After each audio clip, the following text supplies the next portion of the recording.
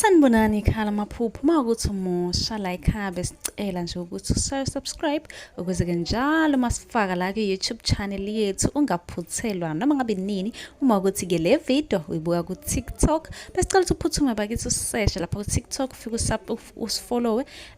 Ngijwayele ukuba live nje uzobona wonke amavidiyo amaningi kodwa amavidiyo amaningi agcwele la ku-YouTube, so kwakho ukuthi usubscribe and turn on i-notification bell ukuze njalo uma ngifaka amavidiyo izothi nqinqi efonini yakho ukuze ubone ukuthi la sikhuluma ngani, ngoba wonke ama-comment eniwabuzayo ngizolokhu nje ngenza amavidiyo ngafaka. Uma-ke nawe ubuzile ungakayiboni impendulo yakho, scrolla semaningi amavidiyo engiwenzile uzofika-ke lapho ubone mhlawumbe impendulo yakho, noma mhlawumbe uphuphe ungeza nawe uzoscrolla uzocinga impendulo. Ake ngiqhubeke ngichaze amaphupho eniwabuze kuma-comment section.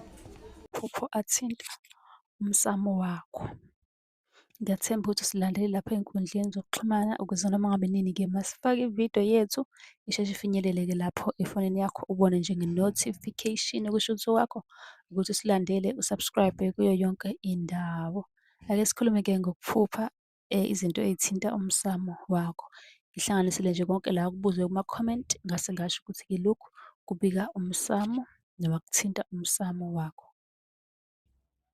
Ukuphupha inkunzi yenkomo ebomvu, ukuphupha kwenziwe utshwala, ukuphupha umuntu wakini osewashona ekhala, ukuphupha ushada, ukuphupha kushoniwe, ukuphupha izinkomo ezibomvu zilwa, ukuphupha ufake iwashi, ukuphupha ufake isiphandla, ukuphupha umuntu wakini ongasekho ethi ulambile, ukuphupha owakini ongasekho ewasha, ukuphupha owakini ongasekho ehamba engakubuki. Ukuphupha umlilo omkhulu, ukuphupha ugogo noma umkhulu ekupha into ugcine ungabonanga ukuthi yini, ukuphupha umuntu wakini ongasekho ejabulile ehleka, ukuphupha unikezwa imali eningi noma ukhiye wemoto noma-ke uphiwa indlu, ukuphupha ingane ikhala noma izingubo zengane. Onke-ke lawo maphupho athinta umsamo wakho. Ngiyathemba ukuthi-ke lo obuzile noma ngithi laba ababuzile bay'tholile iy'mpendulo ngokuhlukahlukana.